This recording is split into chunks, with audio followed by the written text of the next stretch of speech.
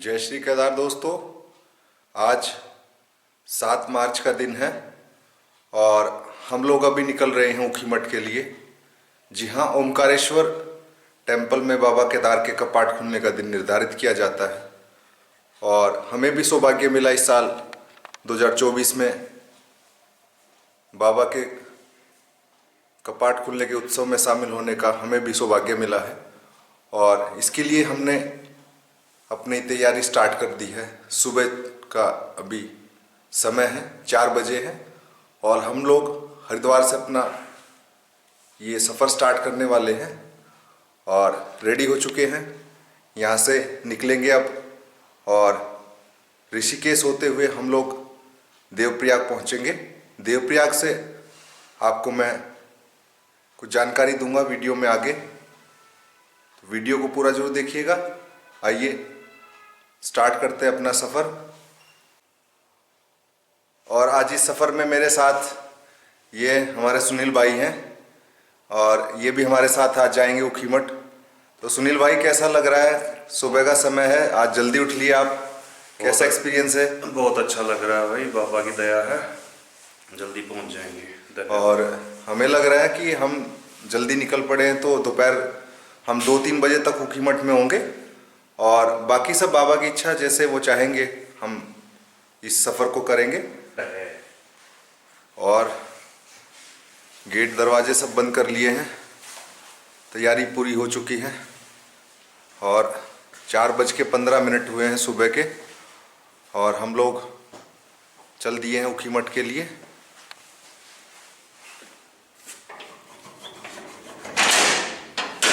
और ये देखिए बाहर अभी अंधेरा है, आइए आपको दिखाता हूँ। और ये देख सकते हैं आप, इस समय बिल्कुल सन्नाटा छाया हुआ गलियों में और बाबा का बुलावा है। हम लोग चल दिए हैं ऊखीमठ की तरफ और दिखाएंगे आपको वहाँ से नज़ारे लाइव और दिखाएंगे वहाँ से आपको बाबा के कपाट खुलने का कार्यक्रम। तो आइए चलते हैं और आज इस वाली बाइक से हम लोग ये सफ़र करेंगे और ऊखीमठ तक जाएंगे। हालांकि हमें गाड़ी से जाना था, लेकिन अचानक हमने प्लान चेंज कर दिया और अपनी गाड़ी को हमने यहीं लगा दिया है और अभी हम अपनी इस बाइक से जाएंगे और आपको बाइक से सारे रास्ते के व्यू दिखाते हुए चलेंगे। तो आइए चलते हैं। गुड मॉर्निंग दोस्तों। और अभी हम लोग कोडियाला पहुंच चुके हैं। कोडियाला जो है हरिद्वार से 30 किलोमीटर रहता है और देवप्रयाग आपका हरिद्वार से पहली डेस्टिनेशन है। केदारनाथ जाते वक्त आप बद्रीनाथ केदारनाथ जाते हैं तो हरिद्वार से चलकर 60 किलोमीटर दूर आपका देवप्रयाग आता है। और देवप्रयाग में दोस्तों संगम है, जैसा कि आपको पता है, भागीरथी और अलकनंदा का संगम जो है वो देवप्रयाग में देखने को मिलता है। हम सुबह 4 बजे जो है हरिद्वार से चले थे और अब लगभग 6 बजने वाले हैं। हमने रास्ते में ऋषिकेश चाय ली और चाय पीने के बाद हमने तुरंत जो है सफ़र स्टार्ट कर दिया था। एक ख़ास बात मैं आपको बताना चाहूँगा दोस्तों, जब आप इस यात्रा में आते हैं तो आप हरिद्वार या ऋषिकेश से अपना सफ़र जल्दी स्टार्ट कीजिएगा, क्योंकि सुबह 7 बजे के बाद जो है ऋषिकेश में काफ़ी लंबे जाम लगने लग जाते हैं और आपको काफ़ी टाइम लग जाता है ऋषिकेश क्रॉस करने में, क्योंकि अभी जो ऋषिकेश का बाईपास है वो तैयार नहीं हुआ है। तो इसकी वजह से काफ़ी जो है रश रहता है ऋषिकेश में। तो सुबह सुबह आप जो है हरिद्वार ऋषिकेश पार कर लीजिए ताकि आपको ट्रैफिक आपको ना मिले और उसके बाद जो है आप रुक सकते हैं देवप्रयाग में, देवप्रयाग संगम में स्नान कर सकते हैं। तो अभी हम कोडियाला में रुके थे, यहाँ से आपके लिए ये इन्फॉर्मेशन शेयर की। मौसम आज जो है साफ़ है और अभी कुछ ही देर में धूप निकलने वाली है। मौसम आप देख ही रहे हैं, अभी जो है सुबह का ये मौसम है और धूप जो है जल्द ही आने वाली है। और ये सुबह का मौसम है, आप देख सकते हैं अभी सूर्य जो है नहीं उदय हुआ है और जिसको कहते हैं कि सुबह की भोर का ये समय है और ये सुबह 6 बजे का नज़ारा आप कोडियाला से देख रहे हैं। जो कि 30 किलोमीटर दूर है, जो कि 30 किलोमीटर है आपका हरिद्वार से, और देवप्रयाग और हरिद्वार के बीच में है कोडियाला। यहाँ से आप ये सुबह का नज़ारा देख रहे हैं, और यहाँ से चलते हैं आगे देवप्रयाग की ओर, और वहाँ से आपको नज़ारा दिखाते हैं देवप्रयाग संगम का। और दोस्तों, कोडियाला से चलकर अभी हम लोग देवप्रयाग में रुके हैं और सूर्य नारायण दिख चुके हैं, धूप आ चुकी है। तो दोस्तों, ये आप देख सकते हैं देवप्रयाग का संगम। और अभी हम यहाँ से आगे जो है वो आपको रुद्रप्रयाग में संगम दिखाने वाले हैं।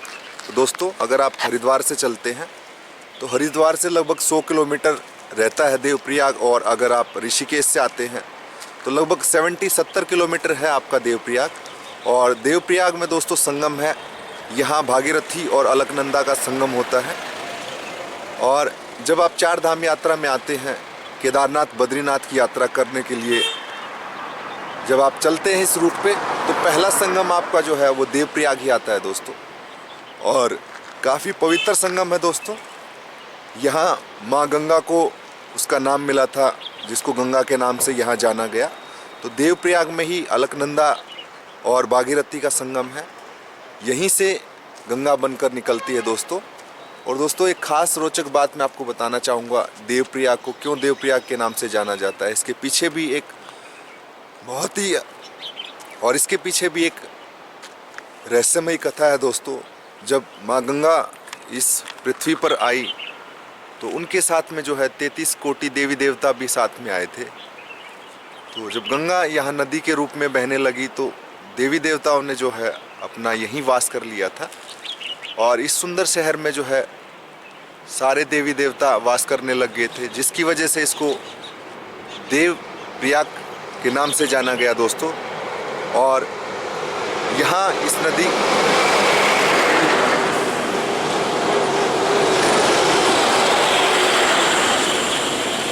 और दोस्तों यहाँ जो है भागीरथी राजा द्वारा भगवान शंकर को खुश किया गया, और गंगा माँ को इस पृथ्वी पर लाने के लिए जब उन्होंने खुश कर लिया था, तो तब भगवान शंकर की जटाओं से माँ गंगा उत्पन्न हुई और हिमालय की ऊंची ऊंची चोटियों से जलधाराओं के रूप में बहकर इस धरती पर आई, और यहाँ नदी का रूप लिया दोस्तों।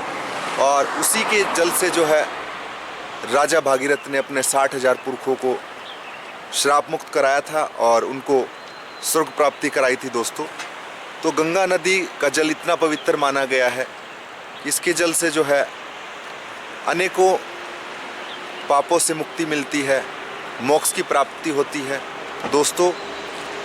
बहुत ही महत्व है यहाँ इस संगम का। आप यात्रा में यहाँ अपना पड़ाव जरूर रखिएगा, कुछ देर के लिए यहाँ रुकिएगा, संगम का आनंद लीजिएगा। यहाँ नीचे मेन संगम पर दोस्तों जो है राजा रघु का भी मंदिर है। यहाँ भगवान विष्णु राम रूप में स्थापित है, और ऐसा माना जाता है कि यहाँ श्री राम जी ने भी आकर पूजा की है दोस्तों देवप्रयाग में। इसका इतिहास बहुत ही प्राचीन है दोस्तों। भगवान श्री राम के जन्म से भी पहले, और दोस्तों भगवान श्री राम के भी जन्म से पहले गंगा का उद्गम हो चुका है, और गंगा यहाँ इस देवप्रयाग को बसा चुकी है। तो दोस्तों माना जाता है कि इस देवप्रयाग में श्री राम जी भी तपस्या करके गए हैं दोस्तों, और बहुत ही महत्व है। आप भी यात्रा के दौरान ज़रूर रुकिएगा। यहाँ घाट पर स्नान कर सकते हैं, और ये आप देख सकते हैं ये सामने जो है ये संगम है दोस्तों। ये सामने जो नदी आप देख रहे हैं ऊपर की तरफ से आ रही है, ये अलकनंदा नदी है जो कि केदारनाथ बद्रीनाथ की तरफ से आती है, जिसका जल आपको मिट्टी भरा दिख रहा होगा दोस्तों। और ये दूसरी नदी जो है आपको दिख रही होगी, जो कि नीले जल से बह रही है। तो दोस्तों आप देख सकते हैं दोनों का जो जल का रंग है वो भी अलग अलग यहाँ प्रतीत आपको हो जाता है। इसको संगम कहते हैं दोस्तों। आप देख सकते हैं दोनों ही जल अलग अलग यहाँ मिलते हुए आपको अलग से ही दिखाई देंगे। दोस्तों, ये देवप्रयाग का संगम है। यात्रा के दौरान आप भी यहाँ गंगा नदी में इस संगम में स्नान कर सकते हैं। ये यात्री लोग यहाँ नीचे पहुँचते हैं और स्नान करते हैं। और दोस्तों, ये सामने ही यहाँ भगवान शिव का प्राचीन शिवलिंग है। और दोस्तों, ये आप देख सकते हैं, ये ऊपर जो है ये प्राचीन राजा रघु का मंदिर है, जो कि बहुत ही फेमस है यहाँ देवप्रयाग में। तो यात्रा के दौरान ज़रूर आइएगा, इस पहले संगम को आप एक्सप्लोर कीजिएगा। ये देवप्रयाग संगम आप लोग देख रहे हैं। और आइए अब चलते हैं आगे और आपको संगम पर लेकर चलते हैं। दोस्तों, ये पावन संगम देवप्रयाग का है। यहीं से जो है गंगा माँ का नामकरण हुआ था। यहीं से माँ गंगा पृथ्वी पर गंगा नाम से जानी गई थी। दोस्तों, ये देख रहे हैं आप, कितने तेज वेग के साथ माँ गंगा यहाँ देवप्रयाग में बह रही है। आप इसकी झालों से अंदाज़ा लगा सकते हैं इसकी जल की स्पीड कितनी यहाँ होगी। दोस्तों, बहुत ही भयानक रूप यहाँ माँ गंगा का रौद्र रूप आपको देखने को मिलता है। ये आप देख सकते हैं मेरे पीछे, ये माँ भगवती अपने रौद्र रूप में बहती हुई ये देवप्रयाग का संगम आप देख रहे हैं। और दोस्तों, अगर आप केदारनाथ बद्रीनाथ के लिए आ रहे हैं तो पहला संगम आपका देवप्रयाग रहेगा। देवप्रयाग में आप यहाँ स्नान करेंगे। संगम स्नान के बाद आप अपना सफ़र आगे के लिए शुरू कर सकते हैं। और ये यहाँ स्नान घाट है दोस्तों, यहाँ आप लोग जो है स्नान कर सकते हैं। और यहाँ ये संगम है, ये मेरे पीछे आप ये देख रहे हैं, ये अलकनंदा है। और ये इधर नीले जल की जो नदी बह रही है, ये भागीरथी नदी है दोस्तों, जो कि गोमुख की तरफ से आती है। बहुत ही सुंदर दृश्य इसका देखने को मिलता है। दोनों ही नदियों का अलग जल आप यहाँ बड़ी आसानी से देख सकते हैं। और माँ भगवती आपको यहाँ अपने रौद्र रूप में देखने को मिलती है। मेरे पीछे देख सकते हैं आप माँ गंगा की झालों को। और ये पावन संगम है, ये देवप्रयाग का संगम इस समय आप देख रहे हैं। और ये यहाँ आप देख सकते हैं, ये गंगाधर महादेव का मंदिर है दोस्तों, जो कि बारिश के समय में दोस्तों गंगा नदी में डूब जाता है। और जब नदी में कम जल रहता है तो उस समय यहाँ आप इस मंदिर के भी दर्शन कर सकते हैं। दोस्तों, आप देख सकते हैं नदी का वेग, ये माँ गंगा का रौद्र रूप आप देख सकते हैं दोस्तों। ये पहला प्रयाग है। हरिद्वार ऋषिकेश से चलने के बाद देवप्रयाग का ये पहला संगम आएगा दोस्तों। इस संगम में स्नान के बाद आप आगे चल सकते हैं। इससे आगे वाला जो संगम है वो आपका रुद्रप्रयाग रहता है। और यहाँ आपको बहुत ही सुंदर दर्शन होते हैं माँ गंगा के उद्गम स्थल के, संगम के। और ये देख सकते हैं आप मेरे पीछे माँ गंगा का रौद्र रूप। और हमने यहाँ स्नान किया और यहाँ से जल ले लिया है, जो कि हम ओमकारेश्वर लेके जाने वाले हैं, बाबा केदार के धाम।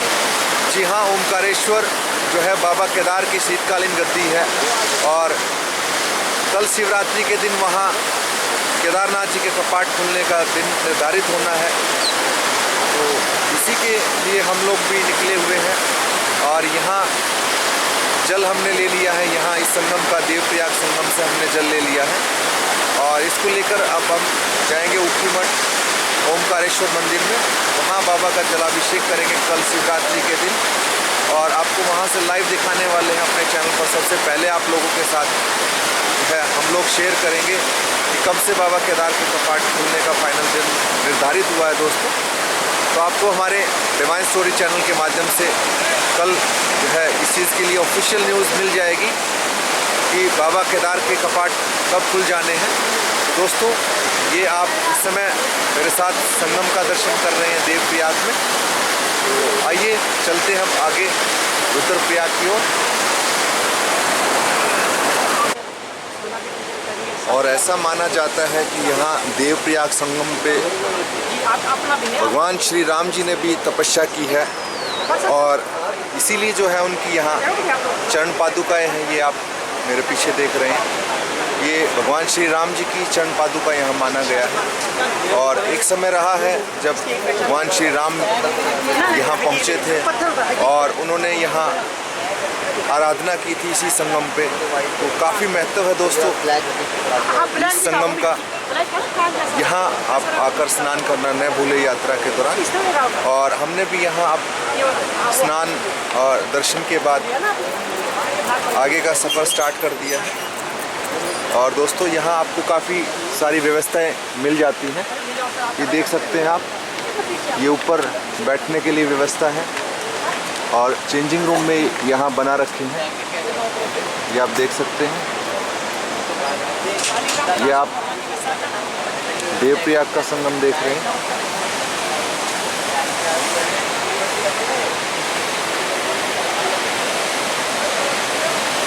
और ये देख सकते हैं आप, यात्रियों की व्यवस्था के लिए काफ़ी सुंदर घाट यहाँ बना रखे हैं। और ये सामने माँ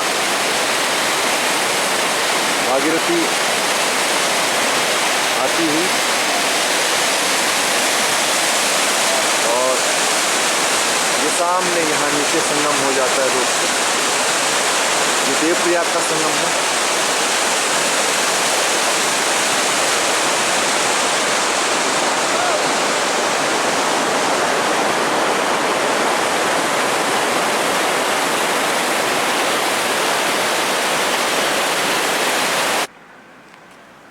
दोस्तों अभी हम जो है धारा देवी पहुंच चुके हैं, और ये आप भी दर्शन कीजिए माँ भगवती के, माँ धारा देवी के।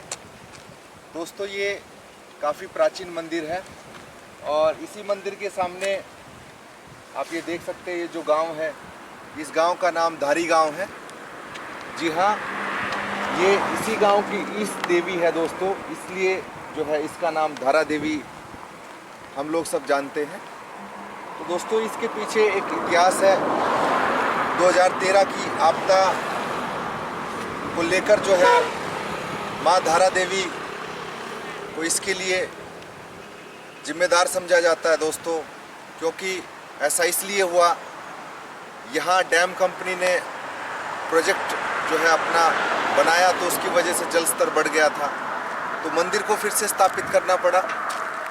तो जो कि प्रकृति नहीं चाहती थी कि इस मंदिर के साथ कोई छेड़खानी हो। तो ऐसा दोस्तों जैसे ही मंदिर से मूर्ति को स्थापित करने की कोशिश की गई, तो ऐसा माना जाता है दोस्तों, और ऐसा यहाँ के लोकल लोग कहते हैं कि वहाँ ऊपर केदारनाथ में उस दिन चोराबारी लेक जो है वो फट गया था, और एक भयानक आपदा उस समय आई, और काफ़ी जान माल का नुकसान दोस्तों उस समय हुआ था। और जैसे कि आपको पता है, हम लोगों ने सुबह अपना सफ़र स्टार्ट किया था।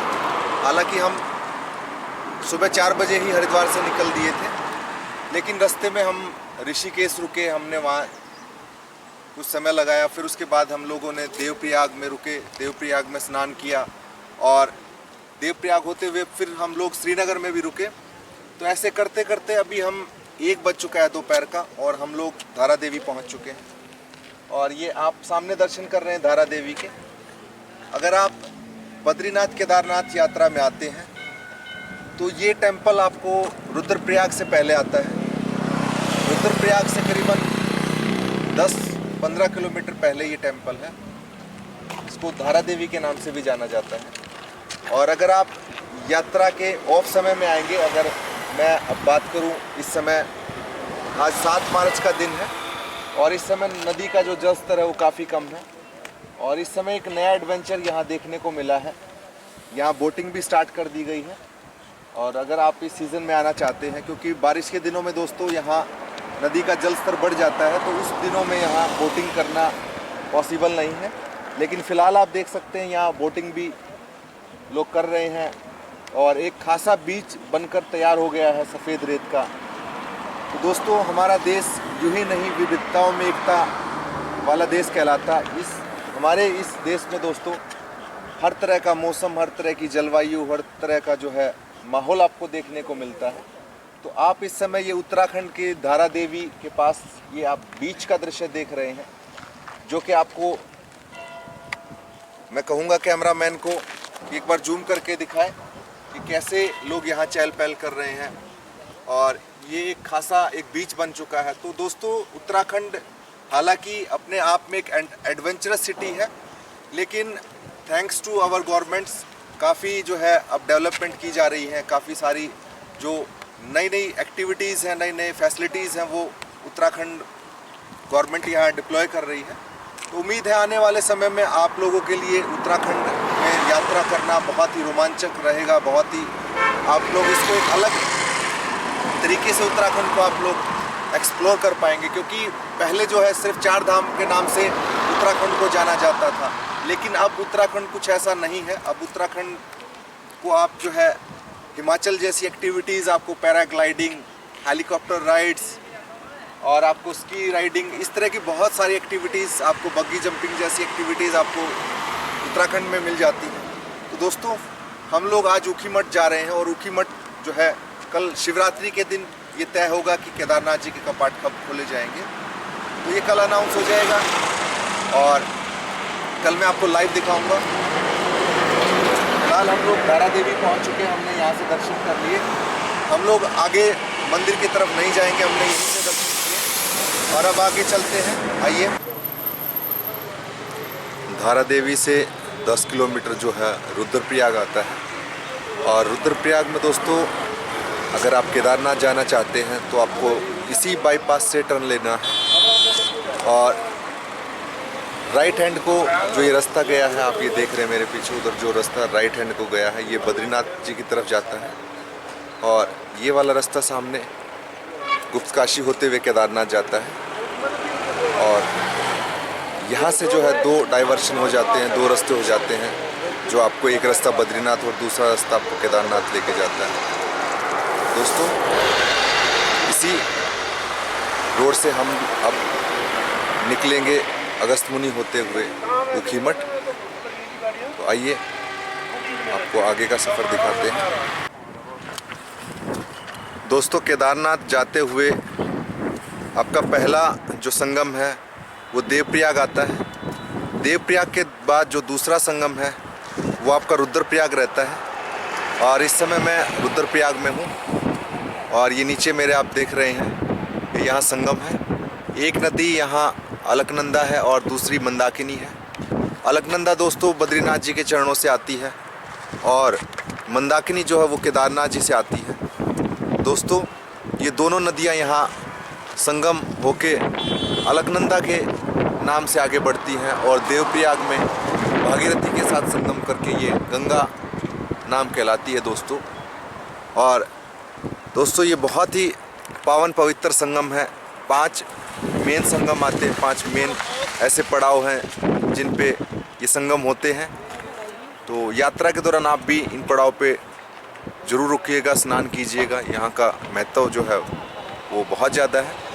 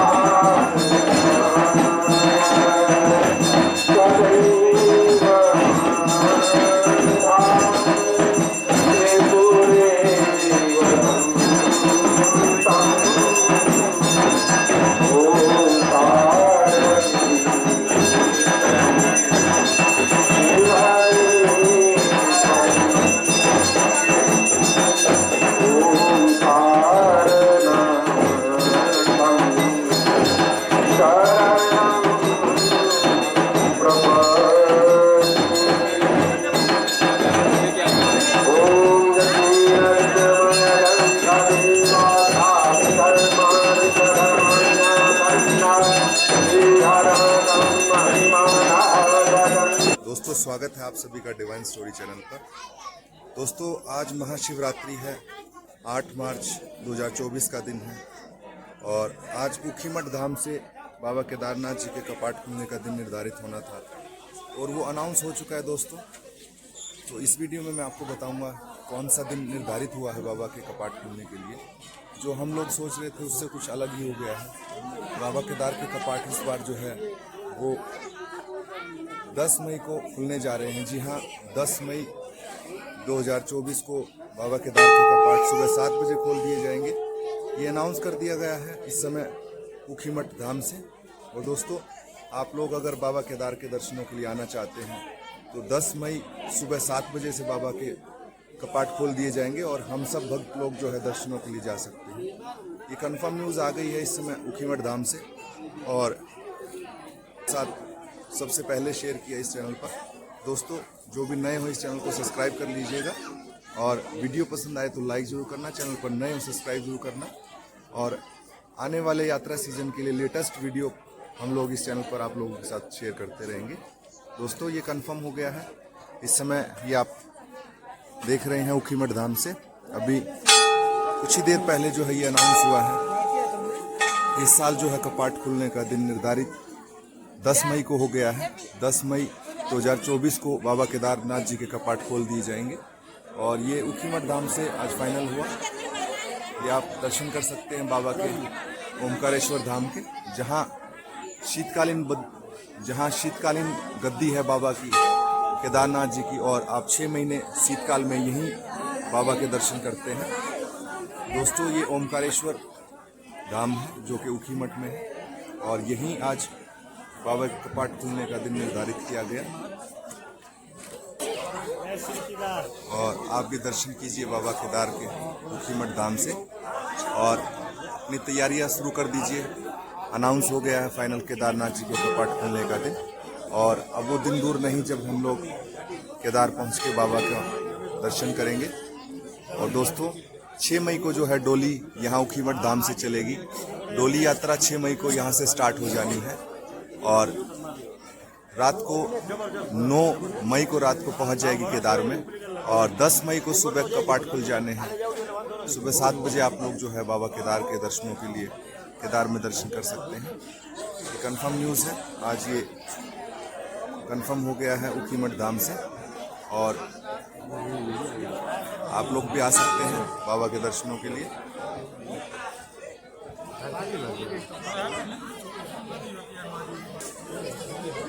और दोस्तों, उम्मीद है आपको ये वीडियो पसंद आया होगा। पसंद आया हो तो लाइक जरूर करना, चैनल पर नए हो सब्सक्राइब कीजिएगा। इस चैनल पर हम आप लोगों के साथ बाबा केदारनाथ की यात्रा संबंधित लेटेस्ट अपडेट शेयर करते रहते हैं। और आइए अब तैयारियां शुरू करते हैं। अगर आप कोई भी यात्रा संबंधित आपकी रिक्वायरमेंट है, कोई बुकिंग कराना चाहते हैं या पैकेज लेना चाहते हैं तो भी आप डिस्क्रिप्शन में दिए गए और स्क्रीन पर दिए गए हमारे नंबर पर व्हाट्सएप कर सकते हैं। फिर मिलूंगा दोस्तों ऐसी किसी नई वीडियो नई जानकारी के साथ। मैं नवीन कुमार। जय हिंद, हर हर महादेव, जय बाबा।